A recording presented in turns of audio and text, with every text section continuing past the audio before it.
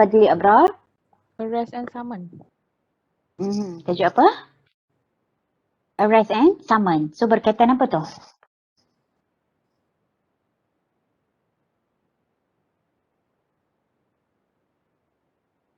Abdul Halim ada? Okey, apa? Berkaitan penahanan ataupun tangkapan. Arrest is lebih kepada tangkapan. Detention adalah penahanan. Okey. So ada berapa jenis tangkapan? 2 Ustazah. 2. Okey. Tangkapan jenis tangkapan yang pertama, tangkapan apa? Aiman Aizat. Ada Aiman? Ada Ustazah. Arrest with warrant. Okay, arrest with warrant. Iaitu tangkapan dengan warrant. And secondly is apa? Abdul, siapa lagi ya? Hafiz? Ataupun Tamrizul?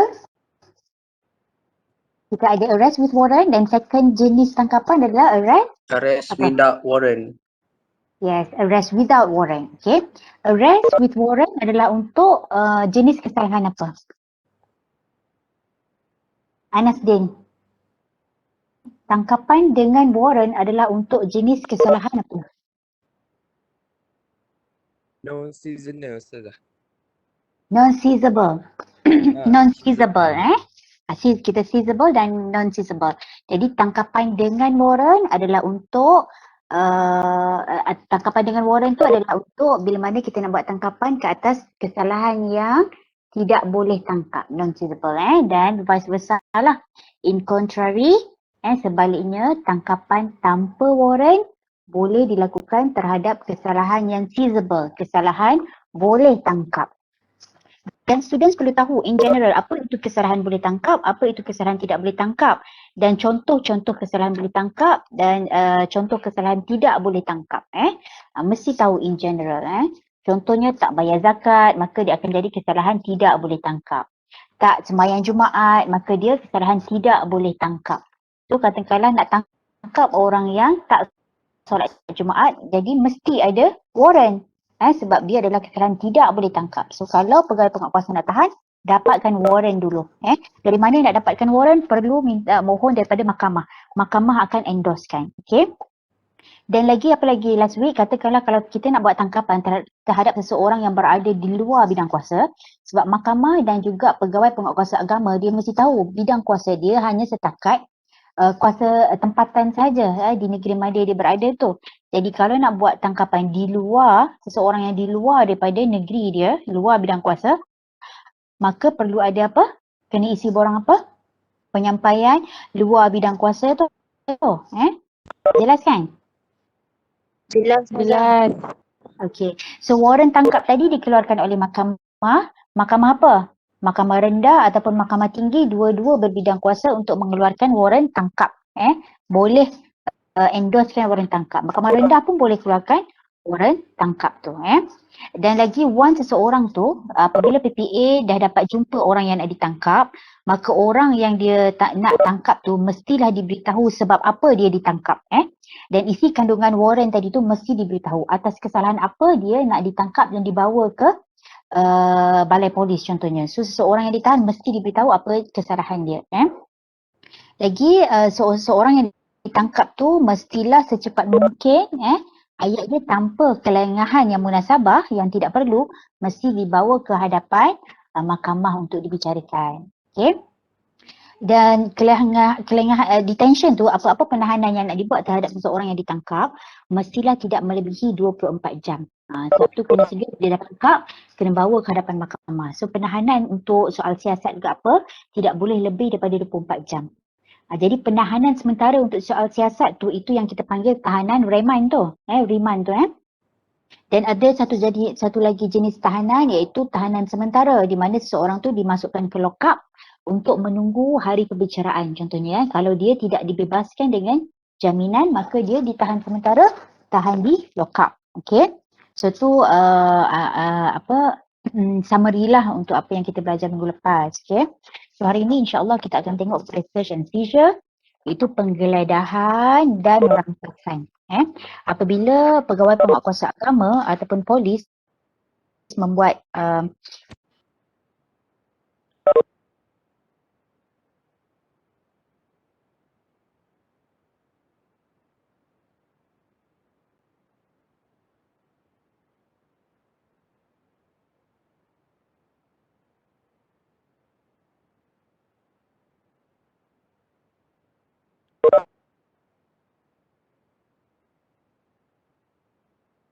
Ustazah. Ustazah tak dengar. Ustazah.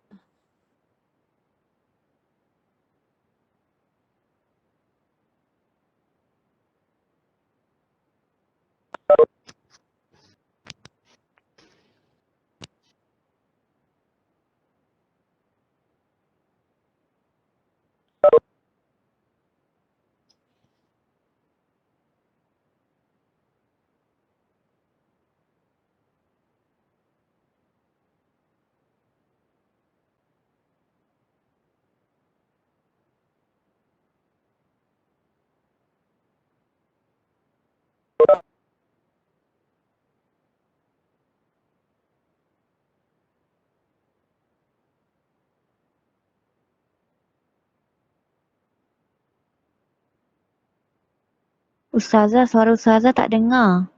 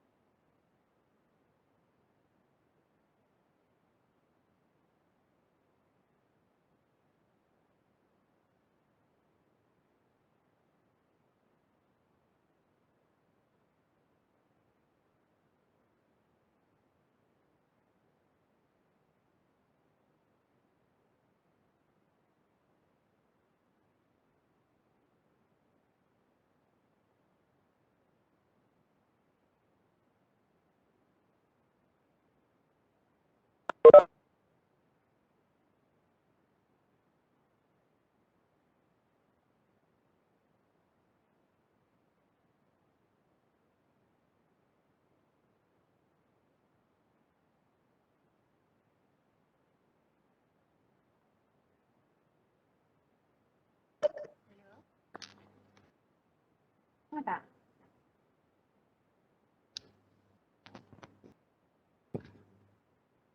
Dengar? Tak dengar Ustazah.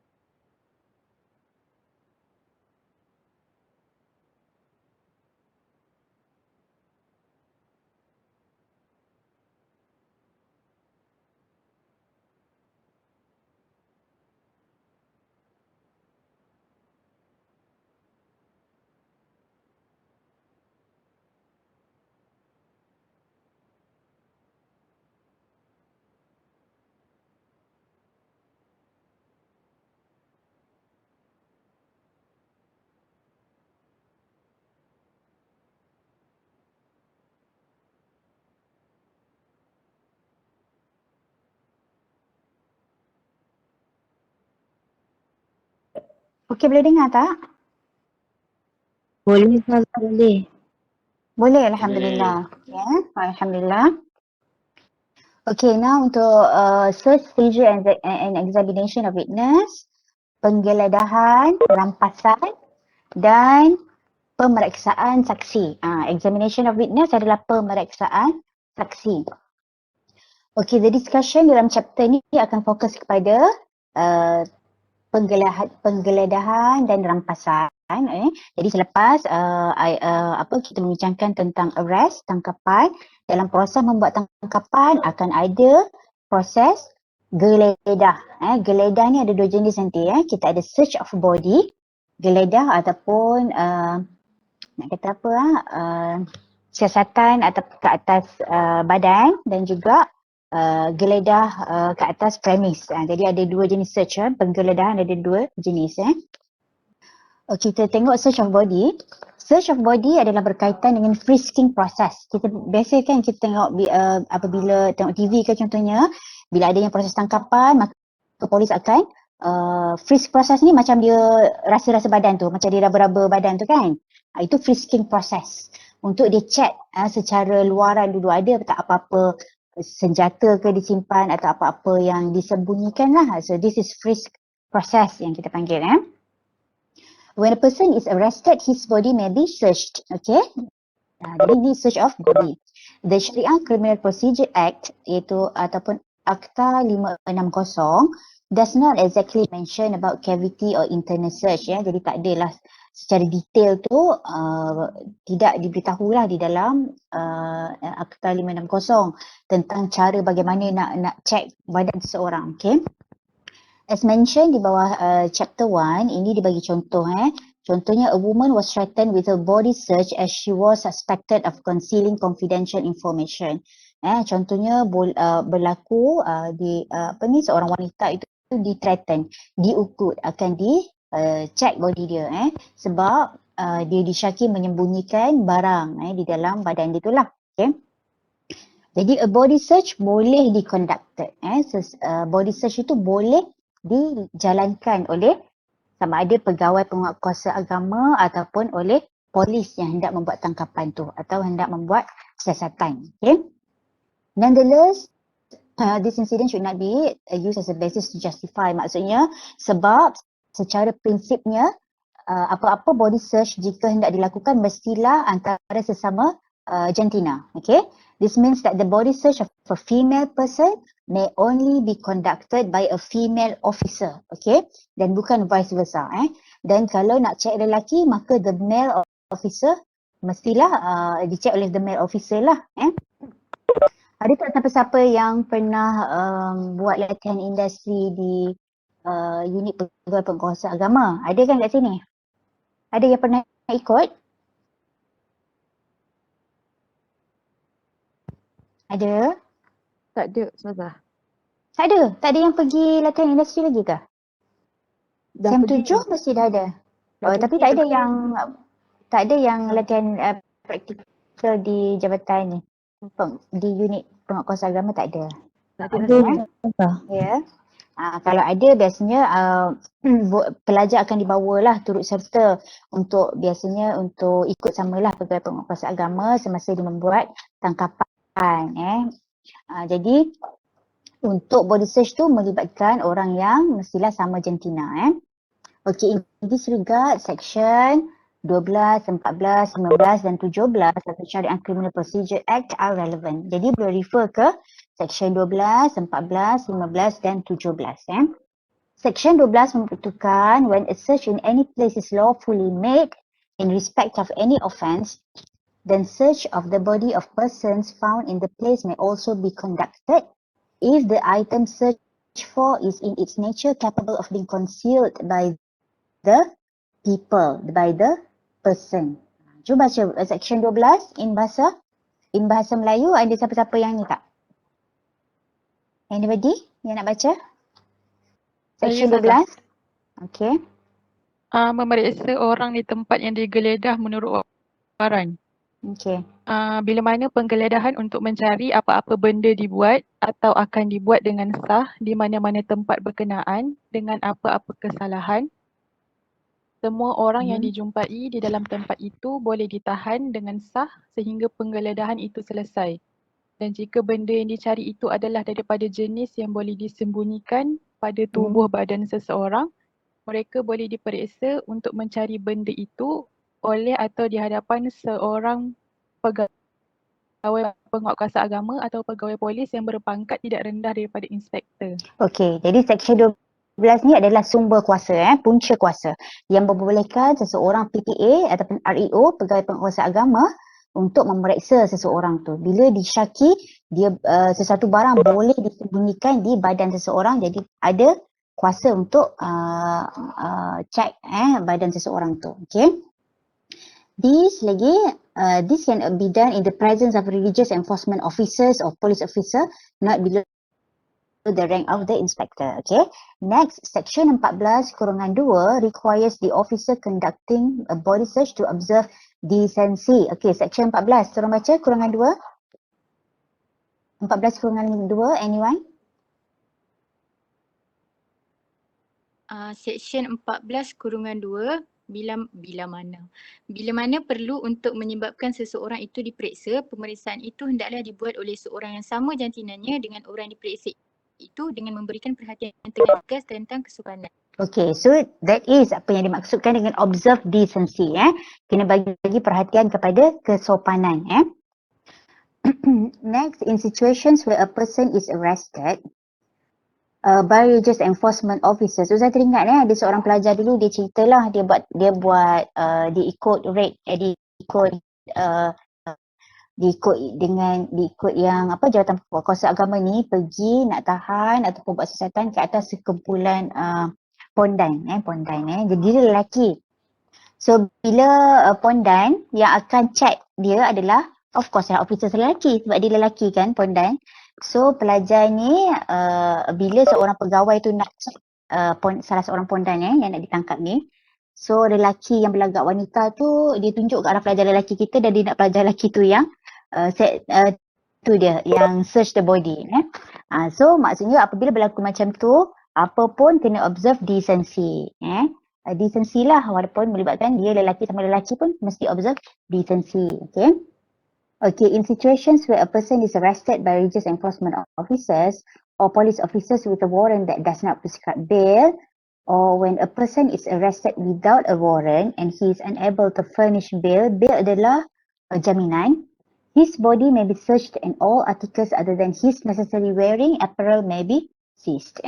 Jadi apa-apa kalau yang bila dia check tu dan ada apa-apa yang nak ditangkap, ada apa-apa yang nak dirampas, maka boleh pihak berkuasa agama untuk merampas barang kes berkenaan. Okay. The articles will be placed in safe custody. Barang kes yang diambil tu akan disimpan di satu tempat yang selamat until he is discharged or acquitted. Sehingga orang yang ditahan ataupun yang nak dituduh tu dibebaskan. So itu barang kes itu akan ditandakan sebagai exhibit. This is found under section 15 of the Sharia Criminal Procedure Act. Okay. Section 17 stipulate bahawa a person who is under lawful custody and is unable to give his personal details can be bodily searched and for his name and address. Okay. Contohnya seseorang tu ditahan untuk disiasat, tetapi bila pegawai penguatkuasa agama tanya apa nama dia, apa detail dia tak nak bagi tahu, so dia boleh di body search untuk tengok IC dia ke dan sebagainya lah. Dan apa-apa barang kes yang ada pada dia yang berkaitan dengan kes yang dia nak disiasat, bolehlah dirampas. Itulah seizure tu. Bolehlah dirampas. Dan semua barang yang dirampas mestilah dicatat, direkodkan dengan detail. Dan ditandakan sebagai exhibit. Itulah bila dalam mahkamah dia akan refer kepada exhibit 1, exhibit 2, exhibit 3. So ditanda tu kita panggil exhibit sebagai exhibit, lampiran 1, lampiran 2 dan sebagainya lah. Generally search of body does not require any specific search warrant. Biasanya nak check body seseorang tu tidak memerlukan kepada warrant geledah. This power to conduct a body search seems to come along with the power to arrest. Maksudnya bila dia nak buat tangkapan, katakanlah tangkapan yang tidak memerlukan warrant, okay, itu tangkapan terhadap kesalahan boleh tangkap, maka since tak perlu warrant, untuk dia check body seseorang tu pun tak perlu warrant. Sebab dia dah embedded dah, maksudnya kuasa tu datang dengan sendiri dah untuk dia check badan seseorang tu. On the other hand, search of premise most of the time requires a search warrant. Berbeza kalau nak geledah premise. Nak geledah rumah, nak geledah satu kedai, nak geledah satu kilang contohnya, maka it requires a search warrant, warrant geledah. Okay.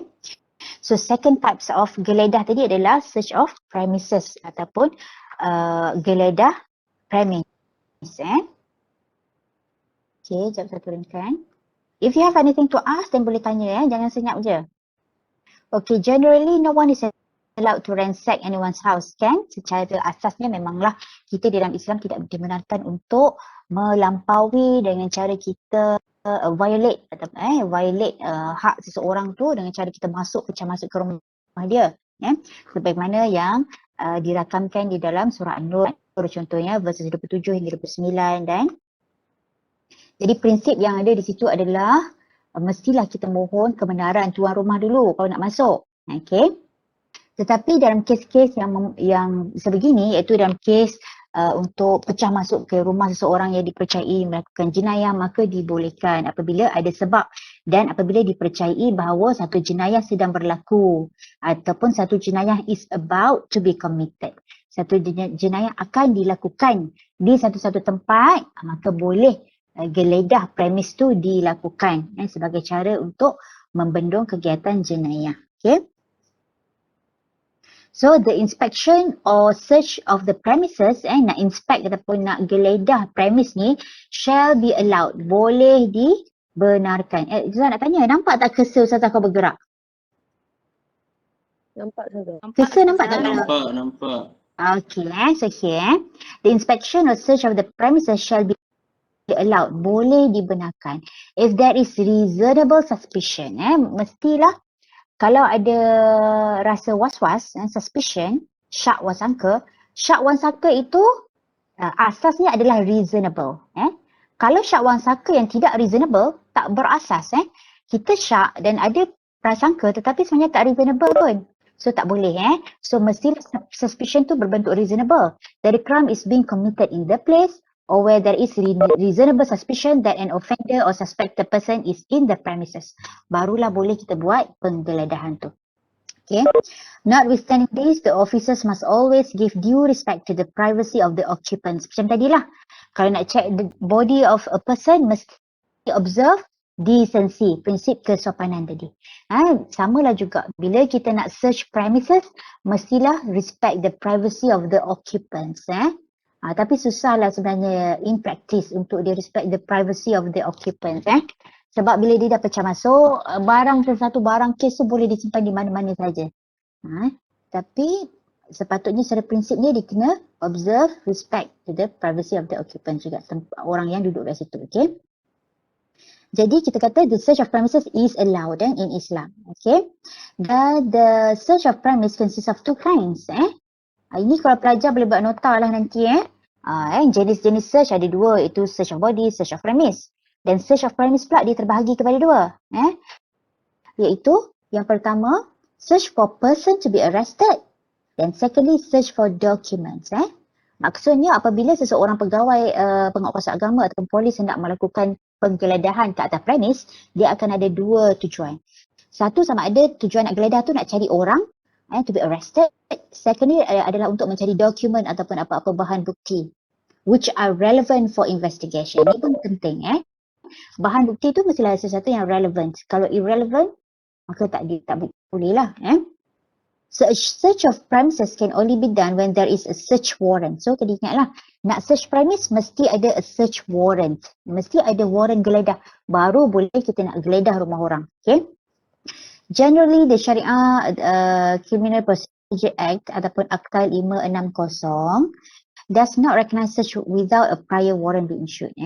Secara asasnya memanglah Akta Prosedur Jenayah tidak membenarkan, tidak mengiktiraf apa-apa geledah yang dibuat tanpa adanya warrant geledah dulu. Okay.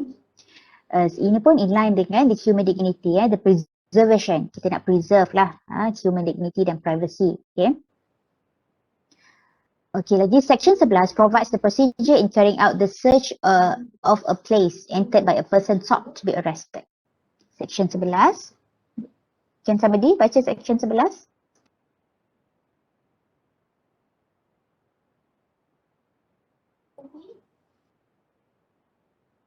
Saya Ustazah. Okay. Section 11, menggeledah tempat yang dimasuki oleh orang yang hendak ditangkap. Jika mana-mana orang yang bertindak menurut waran tangkap atau mana-mana pegawai penguatkuasa agama atau pegawai polis yang ada kuasa untuk menangkap mempunyai sebab untuk mempercayai bahawa mana-mana orang yang hendak ditangkap itu telah masuk ke dalam atau berada di dalam mana-mana tempat, maka orang yang tinggal di tempat itu atau yang menjaga tempat itu hendaklah apabila dikehendaki oleh orang yang bertindak menurut waran itu atau pegawai penguat kuasa agama atau pegawai polis itu membenarkan bebas masuk ke dalamnya dan memberikan segala kemudahan yang munasabah untuk penggeledahan dijalankan di dalamnya. Okay, thank you. Itu kat sini lah.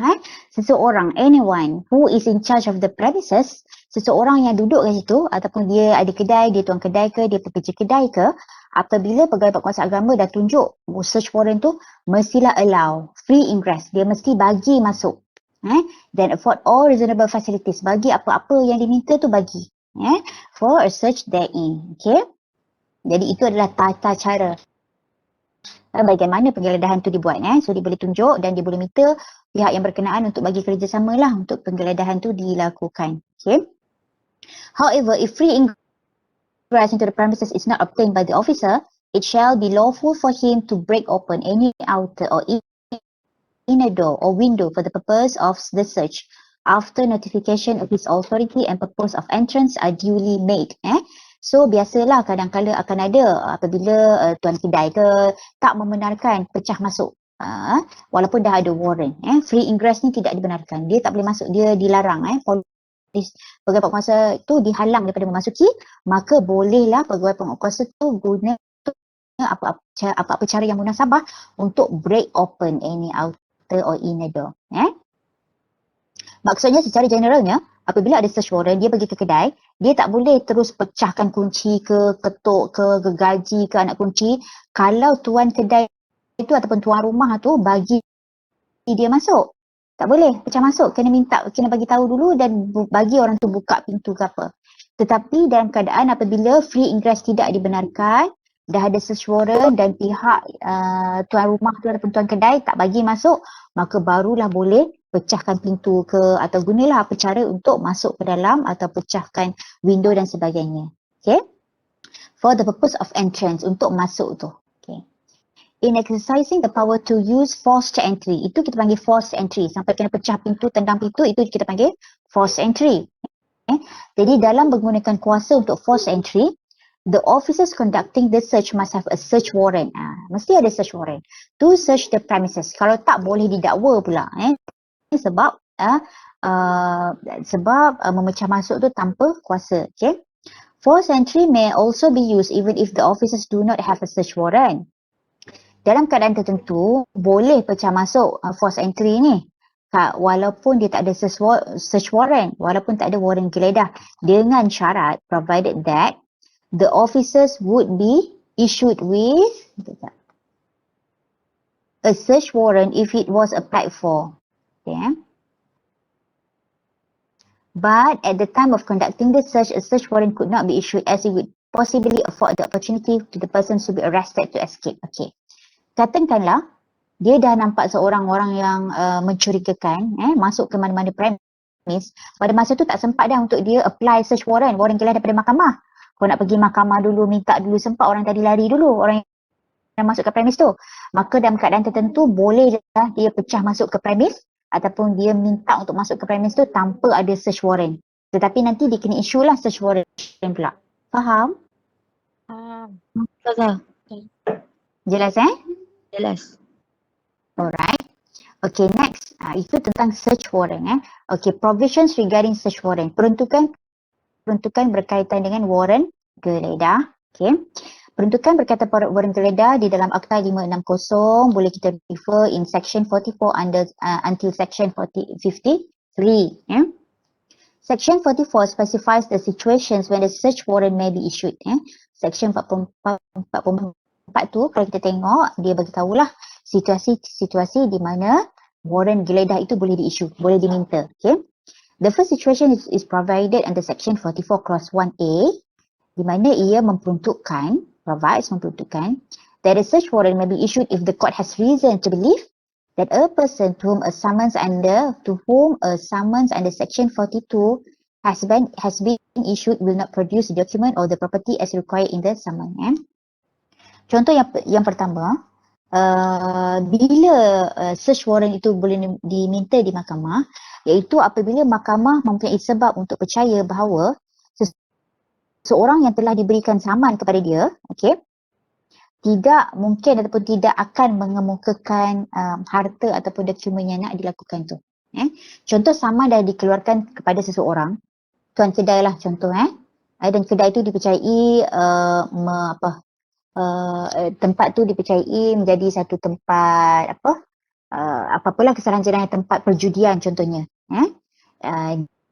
Dan mahkamah mempercayai bahawa orang yang disaman tu bila diminta untuk produce dokumen tu, walaupun telah dikeluarkan saman, orang tu tak akan bagi saman tu. Maka mahkamah boleh dalam masa tu mengeluarkan search warrant kepada pihak berkuasa agama supaya pihak berkuasa agama boleh pergi dan membuat penggeledahan. Okay? Faham? The second situation is when the court does not know who has the possession of the property or the document. Yang kedua, apabila harta ataupun dokumen tu tidak diketahui oleh mahkamah berada dalam milikan mana-mana orang, maka mahkamah akan bagi kuasa kepada pegawai berkuasa agama untuk buat carian. Pergilah geledah mana-mana premis yang berdekatan kat situ. Sebab tak tahu kat mana kan. So perlu untuk penggeledahan dilakukan, maka boleh diisukan search warrant. Okay.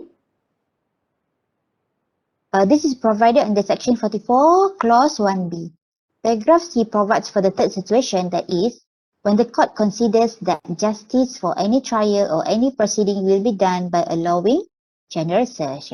Seterusnya, apabila mahkamah berpendapat bahawa keadilan akan dapat dicapai untuk mana-mana siasatan, perbicaraan ataupun proceeding apabila satu penggeledahan itu dibuat. Kalau mahkamah rasa perlu dibuat penggeledahan supaya keadilan itu dapat dicapai, maka mahkamah akan membenarkan satu warrant, search warrant dikeluarkan. Okay. The last situation is found under paragraph D, which is that of a situation where the court has any reason to believe upon information and after inquiry that an offence has been committed in any place. Apabila mahkamah atas maklumat dan selepas apa-apa siasatan yang difikirkan perlu, mahkamah ada sebab untuk percaya bahawa sesuatu kesalahan telah pun dilakukan di mana-mana tempat, maka mahkamah boleh mengeluarkan warrant geledah untuk digeledah tempat yang berkenaan. Okay. Information ini refers kepada hari itu kita belajar kan ada dua jenis, satu information, satu complaint. Information maklumat yang diberikan kepada pegawai penguasa agama, dia tu. Dan complaint kita guna kepada complaint kepada hakim. Jadi information ni maklumat yang diterima oleh pegawai penguasa agama itulah. Okay. Okay, and under section 48, a search warrant may be issued where any judge has reason to believe that any person has been wrongfully confined. Section 48 pun di mana search warrant boleh dikeluarkan apabila mahkamah percaya bahawa any person has been wrongfully confined. Seorang tu telah secara tidak legalnya ditangkap. If such a person is found, he shall be brought before the judge who shall make a proper upon depending on the circumstances of the case. Bila dah jumpa, maka dibawa ke hadapan mahkamah. Okay. The first situation flows from the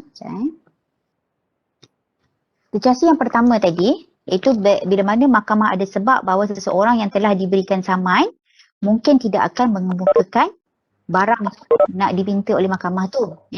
Maka boleh dilakukan penggeledahan. So the first situation flows from the fact that summons issued has not been achieved its desired result.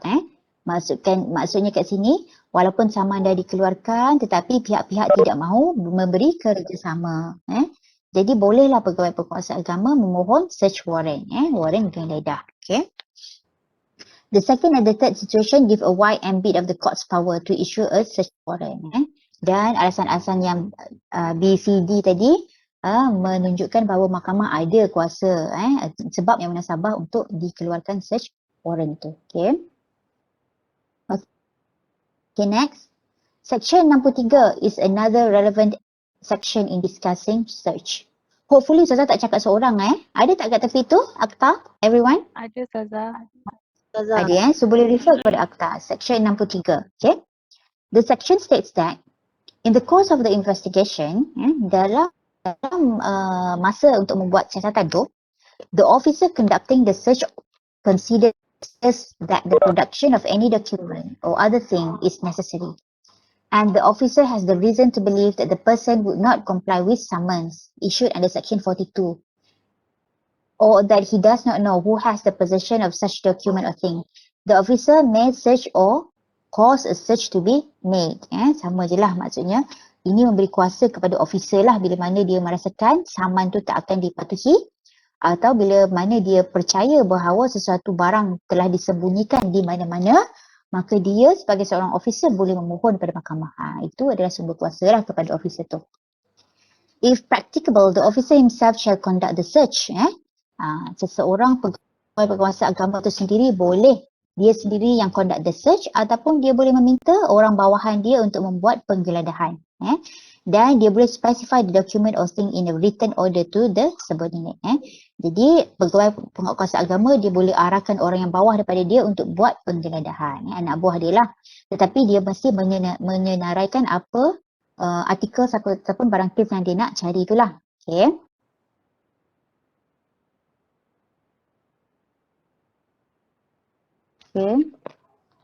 Okay, jadi obviously a search warrant is a requirement in making a search.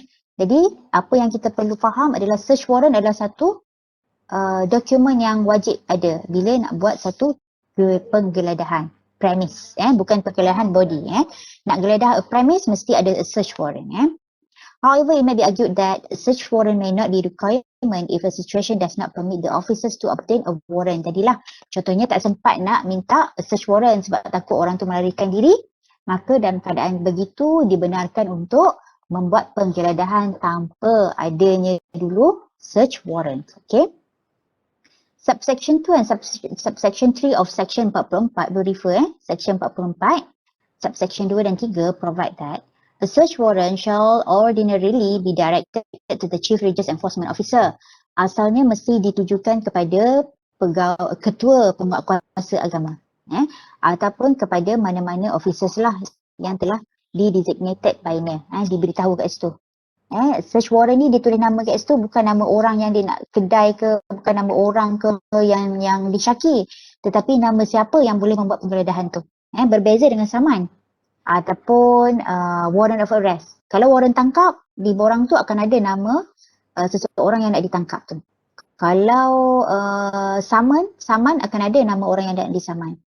Ini berbeza dengan warrant tangkap, dengan warrant geledah. Warrant geledah di borang tu adalah nama penguatkuasa agama ataupun siapa yang nak diberi kuasa ataupun keizinan untuk melakukan penggeledahan. Okay. Jelas? Jelas. Okay.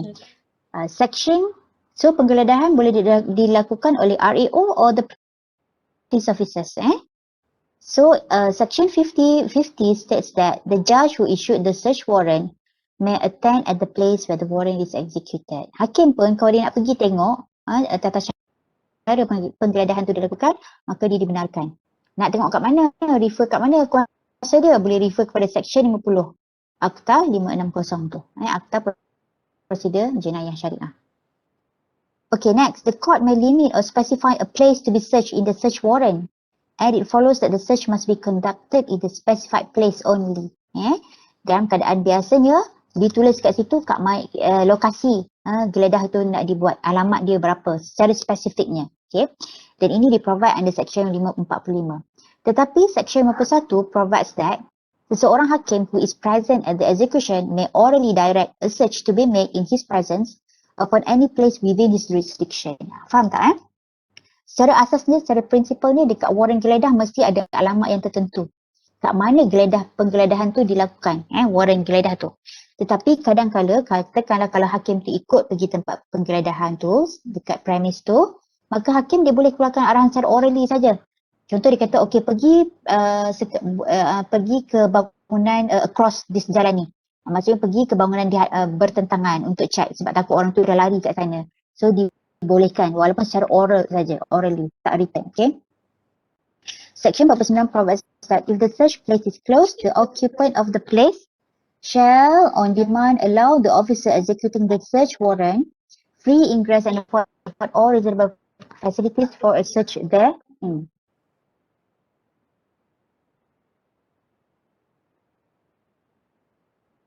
Okey, jadi ini dia berulang lagi macam tadilah, apabila dah ada search warrant, maka occupant orang yang tinggal kat situ, maka dia perlu membenarkan officer untuk pecah untuk free ingress, untuk masuk ke dalam rumah tu, dan dia kena bagilah segala kemudahan. Kalau minta apa, so kena bagi. Minta dibeli barang, so kena bagi barang. Okay. Tetapi kalau tak boleh, free ingress is not possible, maka bolehlah menggunakan entry, force entry tadi. Pecah masuk guna gergaji ke dan sebagainya. Okay. Okay, Section 46 authorizes memberi kuasa kepada syariah judge untuk issue a search warrant to enter and search any place which the judge has a reason to believe that anything that is necessary to the conduct of an investigation of any offence may be found. Okay. Kat sini dah jelas tentang search warrant. Search warrant ni ada dalam form 4. Nanti petang saya akan tunjuklah insyaAllah beberapa types of borang yang berkaitan, yang relevan, yang perlu diisi oleh PTA. Cuma sekarang tak sempat lah, dah pukul 12. So kita akan buat pada sesi kelas petang nanti. Okay, next, seizure ataupun rampasan. And sometimes used untuk bermaksud penyitaan. Bila dirampas maka ataupun disita. Okay.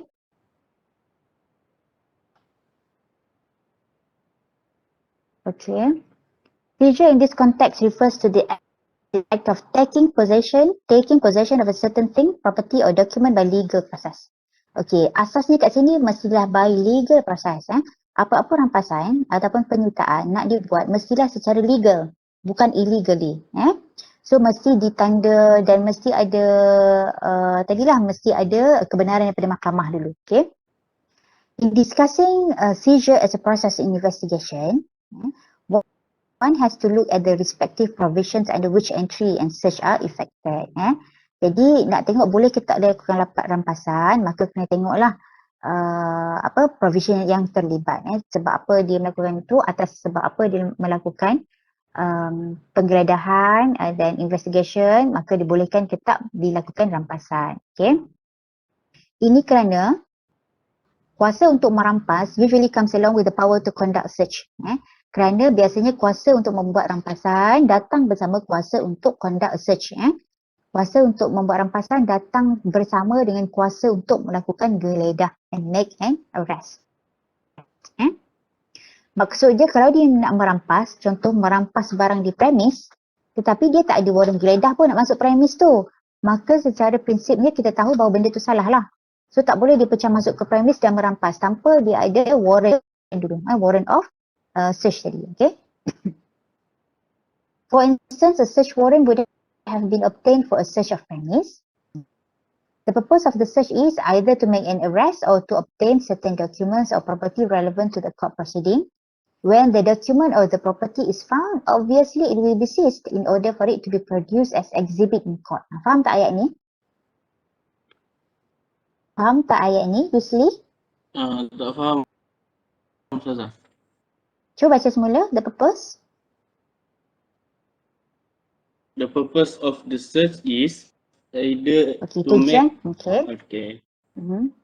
to make an arrest or to obtain certain document or property relevant to a court proceeding. Okay, stop Jadi tujuan sesuatu penggeledahan adalah, ada dua tujuan geledah premis kan? Apa tujuan geledah premis yang pertama? Itu buat tangkapan. Tangkapan sama ada yang pertama untuk menangkap seseorang, and secondly sama ada untuk mengambil, obtain ni mendapatkan sesuatu dokumen ataupun property. Dia maksudnya sama ada dia nak tangkap orang ataupun dia nak ambil barang kes kan di sesuatu tempat tu lah. Jadi dia perlu ada search warrant, perlu ada warrant geledah. Faham? Faham. Okey.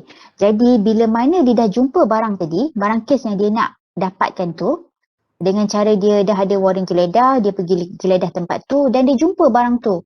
Of course lah bila dia jumpa, dia nak ambil lah barang tu kan.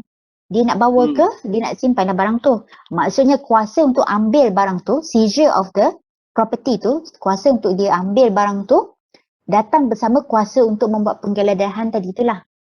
Tak ada makna kalau dia boleh geledah tempat tetapi bila jumpa barang tak boleh nak ambil barang tu. Betul? Betul. Betul tak? Ataupun dia nak geledah premis, nak cari seorang ni, orang yang tertuduh, orang yang disyaki. Tapi bila dah jumpa, tak ada kuasa nak tangkap. So tak ada makna lah kan. So kuasa untuk merampas ataupun menangkap datang bersama kuasa apabila adanya search warrant tadi, warrant geledah. Okay. Section 15 memperuntukkan bahawa apabila seseorang itu telah pun ditangkap sama ada dengan ataupun tanpa warrant dan dia tidak dibebaskan dengan jaminan, such person may be searched and all articles other than the necessary bearing apparel found upon him may be seized and placed in the safe custody. Okay. Apabila telah dilakukan tangkapan, seseorang telah pun ditangkap dengan warrant ataupun tanpa warrant tak kisah, maka orang tu bolehlah dicek dan kalau ada jumpa apa-apa barang kes dengan dia, maka barang tu bolehlah dirampas, disimpan dalam safe custody, disimpanlah oleh pegawai berkuasa agama. Okay. The article ni adalah barang lah, articles ni barang. Barang-barang yang ditangkap dirampas during the process shall be listed, mestilah. Shall be ni kat sini. Mestilah listed, disenaraikan in a search list prepared by the officer making the search and shall be signed by such officer. Kena ditulis apa barang yang dah rampas, lepas tu sign pula oleh pegawai itu. Okay. According to the provisions, not only the items be produced as exhibits that may be seized, but also all other articles found on the person searched. Berdasarkan kepada peruntukan section 15 ni, okay, bukan hanya barang-barang yang nak dijadikan exhibit di hadapan mahkamah yang boleh dirampas, tetapi apa-apa barang-barang lain yang dijumpai pada orang berkenaan boleh dirampas. Sebab takut nanti nak guna untuk apa-apa tujuan lah, sebagai bukti nanti. Okay. Next, section 52 empowers the officer making a search to seize any item found in the court. Sama je lah, dia berulang-ulang. Section 52 tu membolehkan rampasan dibuat terhadap apa-apa item yang dijumpai sepanjang proses menjalankan penggeledahan. Okay. Dan mesti juga dituliskan di dalam satu senarai. Okay. Jadi sama saja, which indicates the possibility of seizing all items found during the search and it is not limited to seizure of exhibits only. Maksudnya tak semestinya nak rampas tu mesti berkait barang kes saja. Maksudnya yang berkait secara langsung, tetapi apa-apa yang dirasakan perlu untuk dirampas, jadi dia akan rampas dulu. Dan ditulislah barang-barang apa yang telah dirampas. Okay.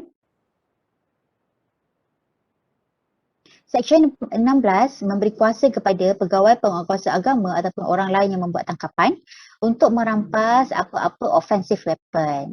Kalau ada jumpa senjata, nak rampas boleh dirampas. Dan senjata tu mesti diserahkan kepada pihak polis. Okay. Okay, so dekat buku ni, tuan buku ni, dia kata, soalannya bolehkah kalau orang yang membuat tangkapan tu dia rampas barang-barang yang mungkin dilakukan di dalam jenayah lain, bukannya jenayah yang di tengah nak cek sekarang. Not only the items covered by the search warrant or items that can be exhibits. Jadi bila melihat kepada umumnya peruntukan di bawah section 15 dan section 52, it may indicate that the officer can seize all items. Jadi secara umumnya peruntukan tu membolehkan apa-apa barang walaupun tidak berkait dengan kes tu dirampas. Okay.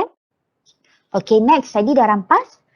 Seterusnya macam mana cara nak melupuskan barang tu ataupun katakanlah perbicaraan tu dah berakhir, macam mana cara nak handle barang kes tu. Jadi ini kita boleh refer kepada section 201. Section 201. So section 201 stipulates that at the end of the trial, the court could consider the method to dispose the exhibits. Jadi kuasa siapa untuk menentukan barang kes tu nak buat macam mana? Itu adalah kuasa mahkamah. Mahkamah akan menentukan sama ada sesuatu barang tu hendaklah dilupus, dikembalikan kepada tuan dia ataupun disimpan oleh pihak mahkamah. Okay? If the court does not make any order as to disposal of the exhibits, kalau mahkamah dia tak keluarkan apa-apa arahan tentang cara mana barang tu nak dilupuskan, exhibit ni barang yang bertanda tadi lah, barang kes yang ditandakan, it shall be handed over to the prosecutor in charge of the case. Kalau mahkamah tak keluarkan arahan cara nak handle barang tu selepas perbicaraan dah berakhir, maka pihak pendakwaan akan ambil alih lah barang tu. Cara mana dia nak dispose barang tu. Okay. The prosecutor may apply to the court for an order as to how the exhibit should be disposed of. Jadi pihak pendakwaan bolehlah bagi tahu ataupun mana dia nak dispose, nak menghapuskan barang berkenaan. Cara mana dia nak luputkan. Okay. Okay, Section 202 memberi kebenaran pada mahkamah untuk impound any exhibit at the end of the case, nak dispose, nak lupuskan cara mana, nak buang cara mana, nak guna cara mana. The court may order for the custody or disposal the exhibit. Jadi mahkamah boleh minta nak simpan atau mahkamah boleh nak simpan, arahkan simpan barang tu ataupun boleh arahkan untuk dilupuskan barang tu. This power includes the power of the court to order the forfeiture or confiscation or destruction of the exhibit. Sama je maksud tiga ni. To forfeit untuk pegang dulu maksudnya dia tahan dulu ke ataupun untuk dia hapuskan barang berkenaan. Which shall be exercised in accordance with the provision of any written law regarding the subject matter. The order may take effect immediately or at a later time. If such property of a livestock or item that are subject to speedy and natural decay, kalau barang cepat rosak, the court's order should include all the necessary directions and conditions to ensure that such property and document will be produced as required for the purpose of the trial appeal for further criminal proceedings. Jadi adalah tata cara tertentu untuk macam mana cara untuk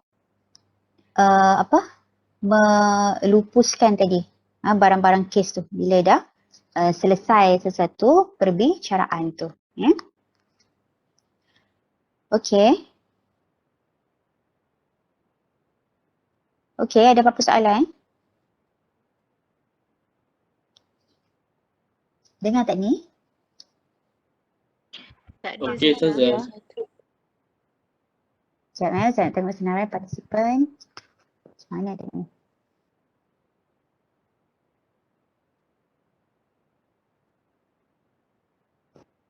Sekejap. Alright, so kita akan masuk kepada examination of witnesses.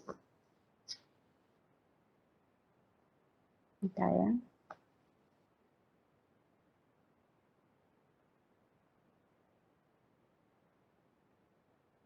Farhan ada?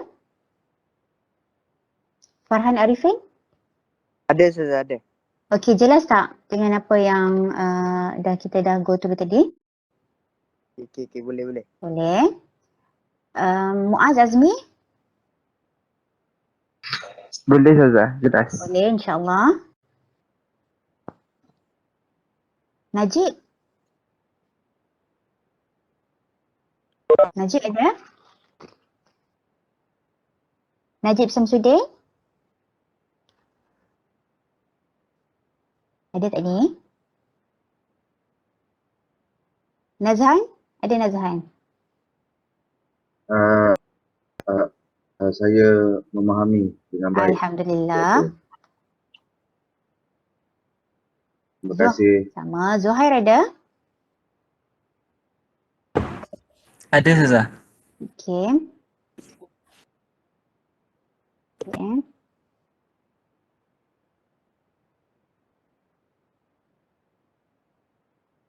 Okey, sekejap. Okey, Syamiza ada? Yes. Syamiza Aida? Ada. Okey, ada? Okey, tadi ada berapa types of search? Dua. Dua types of search, iaitu yang pertama? Search of body and search of premise. Okey, search of body and search of premise. Secondly, sekejap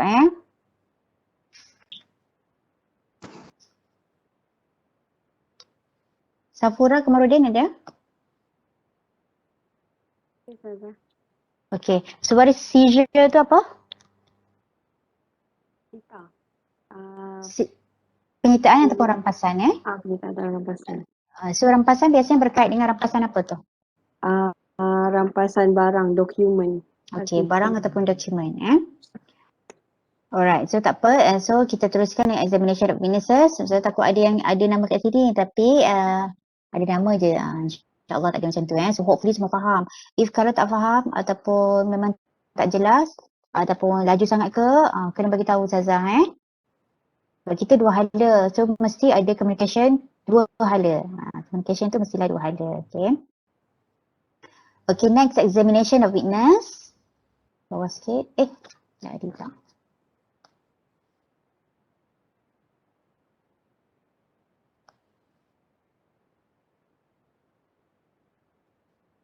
Okey, pemeriksaan saksi. Okey. Nampak sekejap Okey, pemeriksaan saksi, examination of witnesses. A witness adalah seseorang yang saksilah yang tahu tentang sesuatu perkara. Okey.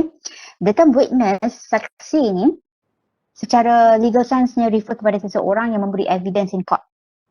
Biasanya kalau kita kata saksi, kita tahulah saksi adalah orang yang menyaksikan. Saksi tu dia tengok dengan mata. Sometimes ada orang dia dengar-dengar je, itu kita panggil hearsay. Hearsay evidence tu ada iaitu dia dengar orang cakap. Secara prinsip asasnya hearsay tu tak diterima di mahkamah. Maksudnya dia dengar je, dia bukan saksi, dia tengok sendiri, dia tahu sendiri, dia nampak sendiri. Tapi dia dengar-dengar. Hearsay tu secara prinsipnya tak diterima lah. Jadi witness ni adalah orang yang tahu dan dia tengok sesuatu berlaku tu. Okey, jadi saksi ni adalah orang yang akan memberi evidence. Okey, dengar tak?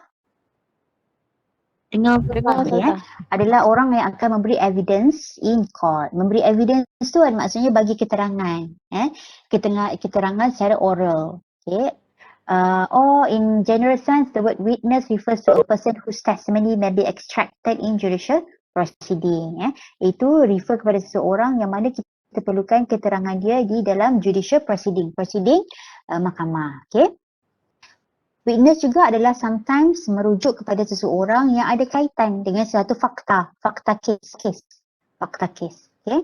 Dan he is always the prerequisite in most criminal trials. Dia adalah orang yang sangat penting, wajib ada dalam kes kriminal. Kalau ada kes kriminal tapi tak ada saksi, maka tak boleh dibawa untuk dibicarakan. Maksudnya tak cukup bukti untuk pendakwaan bawa kes tu. Sebab apa? Sebab tak ada saksi. Okay?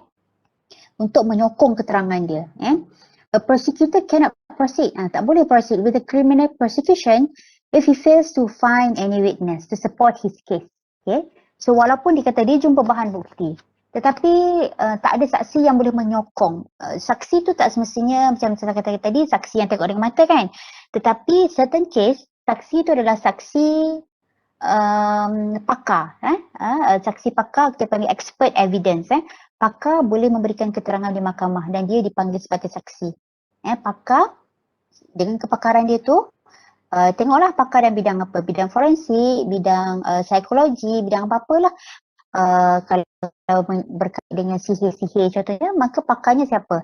Dia orang yang telah berpuluh tahun, contohnya pengalaman dengan perubatan yang berbentuk rohaniah ni ataupun gangguan-gangguan macam itulah. So itu adalah saksi juga, tetapi saksi pakar. So it is the task of the prosecutor to identify witnesses to be called. Jadi adalah menjadi satu tanggungjawab siapa? Tanggungjawab prosecutor lah, sebab dia nak dakwa, maka tanggungjawab tu, liability tu, beban tu ke atas dia untuk mencari bukti. Whenever he is filing criminal cases in court. Bila dia nak dakwa seorang atas tuduhan jenayah, maka ke atas dia lah apa kita panggil lah, beban pembuktian tu duduk. Okay? Kita panggil al-bayyinah alal mudda'i tu. Bukti ke atas orang yang mendakwa. Dan orang yang didakwa cukup dengan dia bagi sumpah ataupun dia bagi sedikit, kita panggil dia bagi sedikit kalau dia boleh memberi sedikit keraguan, orang penjenayah ni ataupun orang yang tertuduh, dia cuma perlu untuk menimbulkan keraguan, maka cukup untuk dia dibebaskan daripada dituduh. Sebab jenayah ni, aktiviti jenayah ni, dia punya beban bukti adalah lebih berat berbanding kes mal.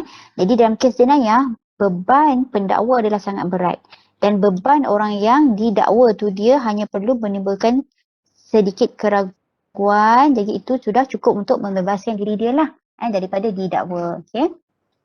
Therefore, the examination of witnesses or those acquainted with the facts of the case in question is essential process in investigation. Jadi memang perlulah, memang penting untuk dilakukan examination of witness ataupun pemeriksaan saksi. Pemeriksaan saksi maksudnya dia disoal siasat di mahkamah. Dan pemeriksaan saksi ni apabila pihak pendakwa dia ada saksi, dia boleh menyiasat saksi tu ataupun memeriksa saksi tu ataupun menyoal saksi tu sebelum perbicaraan. Examination of witness ni dia boleh siasat sebelum dibawa ke hadapan mahkamah, dia test dulu soal siasat. Once trial di dalam prosiding mahkamah, di dalam proses perbicaraan ada beberapa proses pula untuk examination of witness ni, untuk pemeriksaan saksi. Pernah dengar kan pemeriksaan saksi ni, pemeriksaan utama, pemeriksaan balas, apa lagi, ada beberapa jenis lah untuk pemeriksaan saksi. Sekejap sekejap ya.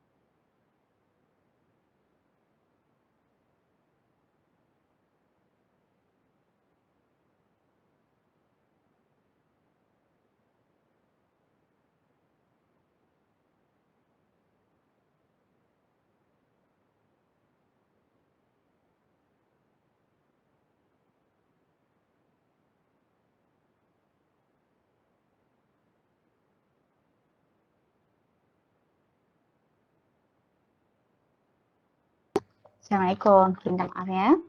Okey tadi Okey, jadi pemeriksaan proses memeriksa saksi ni adalah proses yang sangat penting lah, essential process in investigation. Dengar tak ni? Dengar Dengar Ustazah. Okay. Jadi consequently, the Syariah Criminal Procedure Act provides a specific provisions. Jadi di dalam Akta Prosedur Jenayah memang ada peruntukan yang khas tentang kuasa REO ni untuk conduct an investigation. Cara dia untuk membuat penyiasatan tu. Okay. These provisions are among the key substance yang utamalah dalam akta ni tentang tata cara menjalankan penyiasatan. Okay.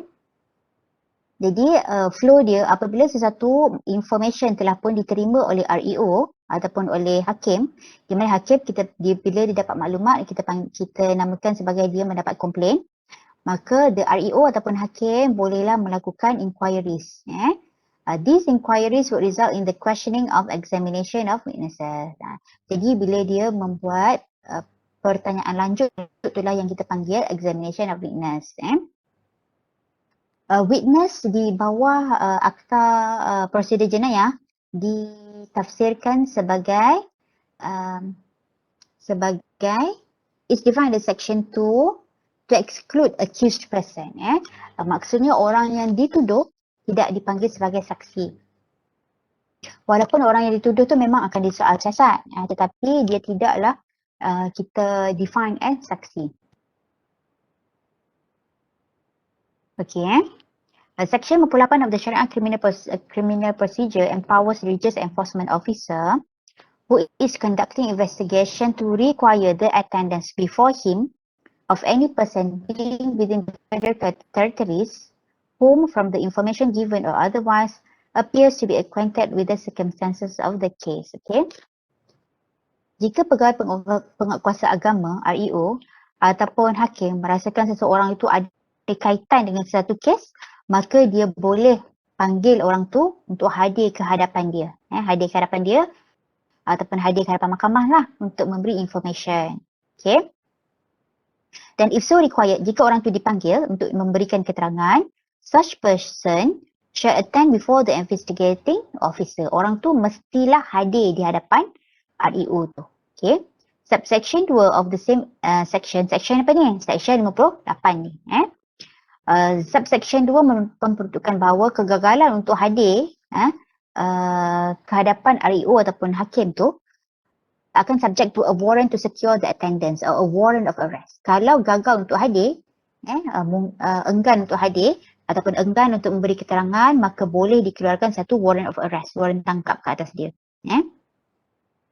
By virtue of the above section, it is the duty of the person so required to appear before the religious enforcement officer. And if he refuses, the court may force him to appear. Okay. Jadi yang kita fahamkan daripada provision itu adalah bila mana dia dapat arahan untuk hadir memberi keterangan, maka menjadi kewajipan dia untuk memberi keterangan, the duty. Okay. Sebab kalau tak datang juga bagi keterangan, satu warrant tangkap boleh dikeluarkan ke atas dia. Okay. Jadi dikira sebagai satu kesalahan lah. Bila boleh ditangkap, maksudnya benda itu adalah satu kesalahan. This provision seems to indicate the obligation of the public to give information.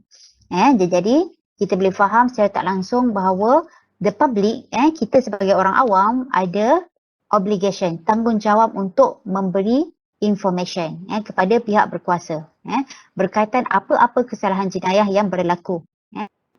In section 9 of the, dan ini diperuntukkan pada section 9 juga of the Syariah Criminal Procedure Act. Dan section 61-2 kepada Akta telah memperuntukkan bahawa the REO, pegawai penguasa agama, ataupun other person shall not prevent or discourage anyone by caution or otherwise from making a statement on his own free will in the course of investigation. Okay.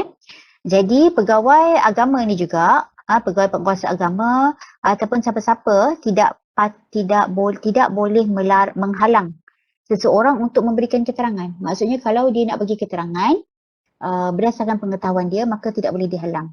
Sebagaimana juga kalau seseorang yang dituduh dia nak mengaku bersalah, maka tak bolehlah dihalang. Shall not prevent dan tidak boleh discourage daripada dia untuk memberi keterangan. Okey lagi.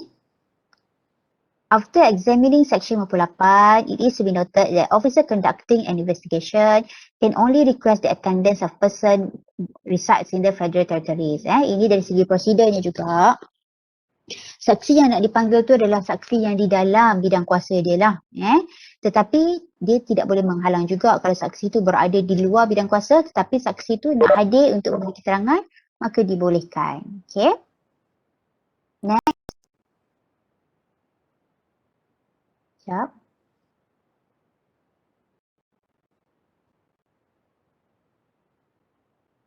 Okay. Jadi section 59 juga, amati ya. Section 59. Okay. Allows a religious enforcement officer. Section 59 telah membolehkan mana REO lah untuk mendapatkan keterangan dengan orang yang dia percaya ada kaitan dengan sesuatu kes, dan apa-apa keterangan yang didengar tu shall reduce into writing. Perlulah dia catat dalam bentuk penulisan, perlu bertulis. Okay. The question that may arise in the provision is whether the REO may examine a witness who later becomes an accused person. Okay, ini cuma dia nak datangkan persoalan lah. Disebabkan tadi di bawah tafsiran, witness itu adalah seorang saksi. Dan saksi itu tak termasuk orang yang dituduh. Tetapi soalnya, boleh tak orang yang dituduh disoal juga sebagai saksi? Contohnya yang dibawa kat sini, contohnya seseorang tu ditahan atas kesalahan berkhalwat. Okay. Sudah pasti masa REO, dia pergi satu tempat tu, dia nampak seorang ada dua orang sedang berdudaan di tempat yang tersembunyi yang mendatangkan syak, maka orang tu akan disoal siasat. Masa tu dia jadi witness dulu lah, disoal siasat. Bila dah di soal siasat, bila dah pegawai pengkuasa agama lihat adanya kes untuk didakwa, barulah orang itu akan menjadi orang yang dituduh. Masa memula dijumpa orang berdua tu tengah berdudaan tu, masa tu tak jadi orang yang dituduh lagi. Masa soal siasat tu barulah dia hanyalah seorang witness yang bagi keterangan di soal-soal. Daripada penyiasatan itu, bila dia merasakan memang ada kes dua-dua tu telah melakukan kesalahan khalwat, maka barulah dibawa ke mahkamah untuk di-accuse.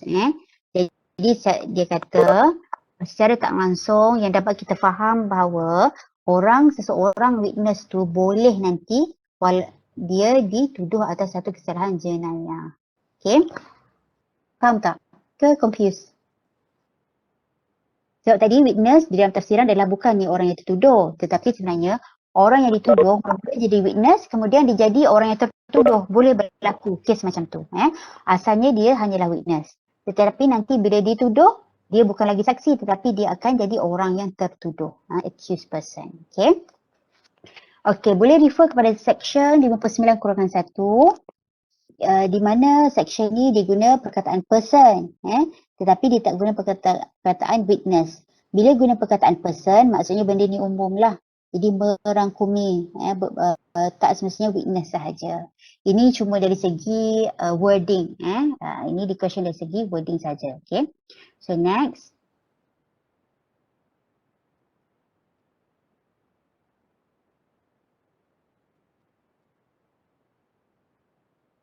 Okay. Okay, kita tengok yang ni. In the course of investigation, yang kat atas ni cuma dibagi tahu dari segi perbezaan complaint dan juga information. Kalau seseorang tu mengadu kepada hakim, jadi kita guna perkataan complaint. Kalau seseorang tu mengadu kepada REO, jadi kita guna perkataan information tadi tu. Dan hakim dan juga REO dua-duanya boleh membuat penyiasatan ataupun inquiry soal-soal siasat ni. Okay. Okay, in the course of the investigation, dalam masa melakukan penyiasatan, Section 59 menunjukkan bahawa if a person appears before a REO who is conducting the investigation, he may examine orally and the information shall be reduced in writing. Tadilah kan? Section 59 tadi, kalau seseorang tu bagi keterangan, maka keterangan tu hendaklah ditulis, reduce into writing, kemudiannya kena ditulis. Okay? Before such person make any statement in the course of the investigation, the REO must caution him that he is bound to answer all questions put to him and that he is also bound to state the truth. Cara prosedur je sebelum seseorang tu memberikan keterangan, REO ataupun polis mesti secara jelas memberitahu kepada orang yang nak memberi keterangan tu bahawa segala keterangan dia tu akan direkodkan dan keterangan yang diberikan tu mestilah mestilah benar. Okay. That he also bound to answer all questions. Dan hendaklah dia menjawab semua soalan yang ditujukan kepada dia itulah. Okay. Kerana refusal to answer the question put to him would subject the person to a criminal charge. Okay.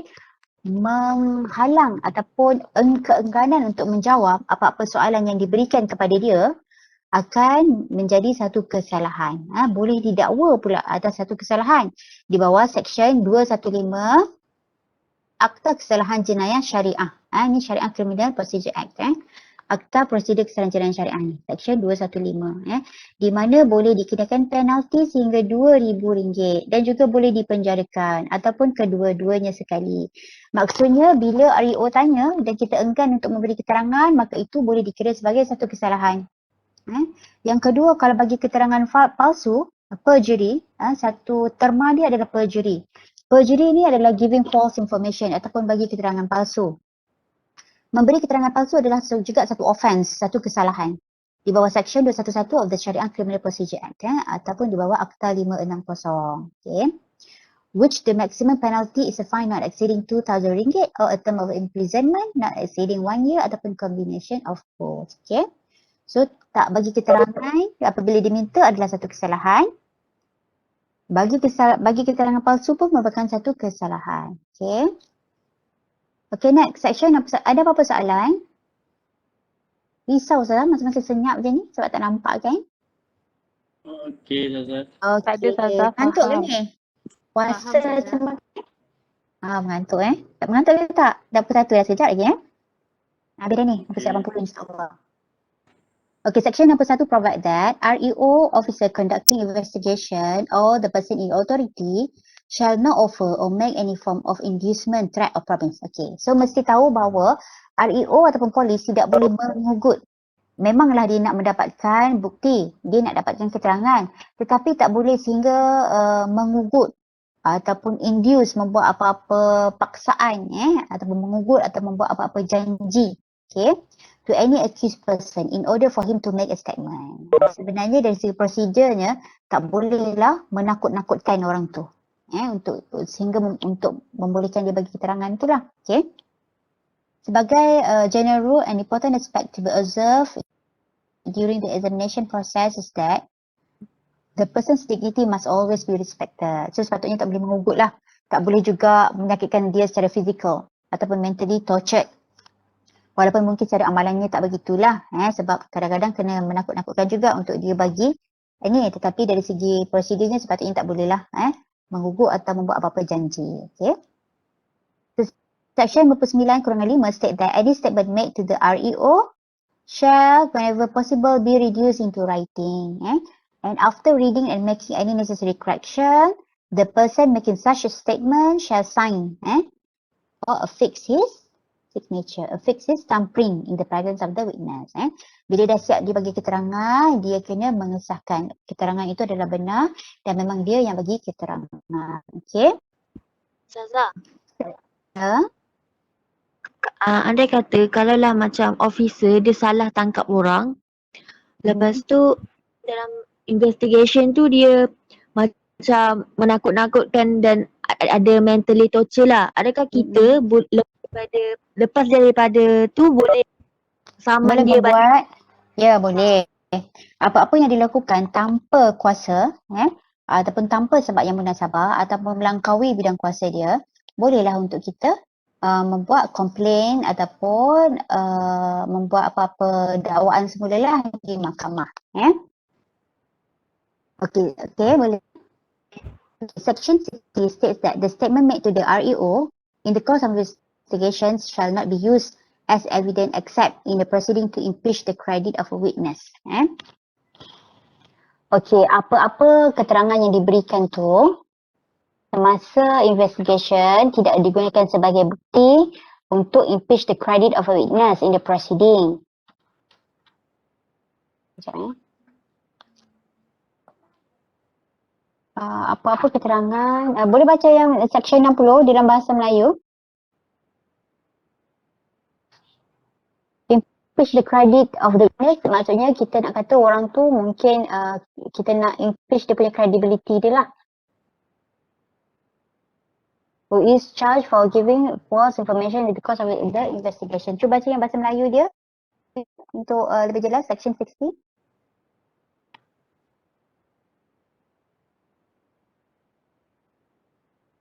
Ada orang tak ni? Ada Section Ustazah. 60. Okay. Section 60, pernyataan kepada pegawai penguat kuasa agama tidak boleh diterima sebagai keterangan. Tiada pernyataan yang dibuat oleh mana-mana orang kepada pegawai penguat kuasa agama dalam perjalanan suatu penyiasatan dalam bab ini boleh kecuali sebagaimana yang diperuntukkan dalam seksyen ini digunakan sebagai keterangan. Okay. Apabila mana-mana saksi dipanggil. Apabila mana-mana saksi dipanggil bagi pihak pendakwa atau pembela selain tertuduh, mahkamah hendaklah atas permintaan tertuduh atau pendakwa syar'i merujuk kepada apa-apa pernyataan yang dibuat oleh saksi itu kepada seorang pegawai penguat kuasa agama dalam perjalanan suatu penyiasatan di bawah bab ini. Dan boleh kemudiannya jika difikirkan oleh mahkamah sesuai manfaat demi kepentingan keadilan mengarahkan supaya tertuduh diberi suatu salinannya dan pernyataan itu boleh diguna untuk mencabar kebolehpercayaan saksi. Okay. Yang ketiga, apabila mana-mana orang yang dituduh atas apa-apa kesalahan berhubung dengan pernyataan palsu yang dibuat olehnya kepada seorang pegawai penguatkuasa agama dalam perjalanan suatu penyiasatan, maka pernyataan itu boleh digunakan sebagai keterangan dalam pendakwaan itu. Okey, maksudnya keterangan bertulis itu sendiri, keterangan yang bertulis itu sendiri tak boleh digunakan sebagai satu bukti.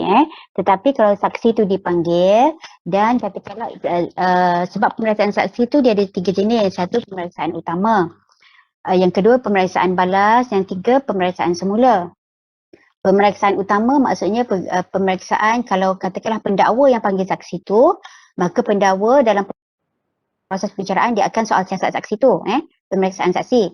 Kemudian pihak defendant pula akan menyoal balas kepada saksi tu. Okay. Tetapi keterangan bertulis tadi tidak bolehlah digunakan sebagai evidence. Cuma di dalam mahkamah nanti kalau diminta keterangan bertulis tu bolehlah dibawa ke hadapan mahkamah. Kalau katakanlah pihak defendant ataupun pihak yang tertuduh dia nak kata keterangan yang diberikan oleh saksi itu adalah palsu, maka dia boleh minta balik keterangan bertulis tu. Untuk dia nak kata, untuk dia gugatlah, dia nak kata orang saksi itu tak boleh dipercayai. Okay, untuk mencabar keboleh percayaan saksi itu. Faham? Faham. Okay. Okay. Tak tadi saya kata keterangan examination witness ni ada 3 jenis tapi tak ada tulis pula dekat nota ni. Kalau dari segi prosedurnya, pemeriksaan saksi tu dia ada 3 jenis, iaitu pemeriksaan utama, iaitu pihak yang memanggil dia tu memula dan Dewan Mahkamah dia dulu yang akan soal siasat. Kemudian mahkamah akan bagi ruang pihak yang menentang, iaitu peguam bela bagi pihak yang tertuduh untuk menyoal balas, itu kita panggil pemeriksaan balas. Kemudian pihak yang pendakwa akan soal balik saksi tu kita panggil pemeriksaan semula. Jadi 3 kalilah biasanya saksi tu akan disoal siasat. Pemeriksaan semula tu untuk pihak pendakwa dia nak jelaskan baliklah, dia takut tadi bila dah saksi tu confused bila disoal balas, maka dia nak ni baliklah pemeriksaan semula tu kita kata. Okey. So, saya rasa that's all lah untuk pagi ni, insya-Allah untuk tengah hari ni. InsyaAllah kita sambung balik petang ni. Untuk petang ni saya akan bagi sedikit tajuk untuk assignment dan saya akan tunjuk borang-borang yang terlibat. Dan test akan kita buat pukul berapa nak buat test ni? Pukul 3 ke 3.30 ke pukul 4? Sekejap je, test tu dalam setengah jam je, half an hour. 4 Ustazah. 3. Pukul 3 ke pukul 4? Pukul 4 Ustazah. 3 Ustazah. Salam. 3 Ustazah. Saya setuju majoriti. 3 lah. Okay, cuba pukul 3 ada nak pukul 4, so 3.30 lah, boleh? Boleh. Pukul 4 tu memang agak lewat dah tu. So 3.30 insyaAllah sampai pukul 4, half an hour. Jadi pukul 3.30, sekarang pukul 1, pukul 3.30, so pukul 2.30. Zazan nak tunjuk borang-borang tu dengan tajuk assignment tu pukul berapa? Pukul 2.30 kita jumpa balik kat Webex sekejap. Boleh Ustazah. Okey, Ustazah. Okey, pukul 2.30. Ustazah akan briefing sekejap untuk tunjuk untuk tajuk assignment tu sebab next week dah cuti kan. Alright, so that's all. InsyaAllah kita jumpa petang ni pukul 2.30. Test pukul 3.30. Test cover daripada apa yang kita dah belajar sebelum ni lah.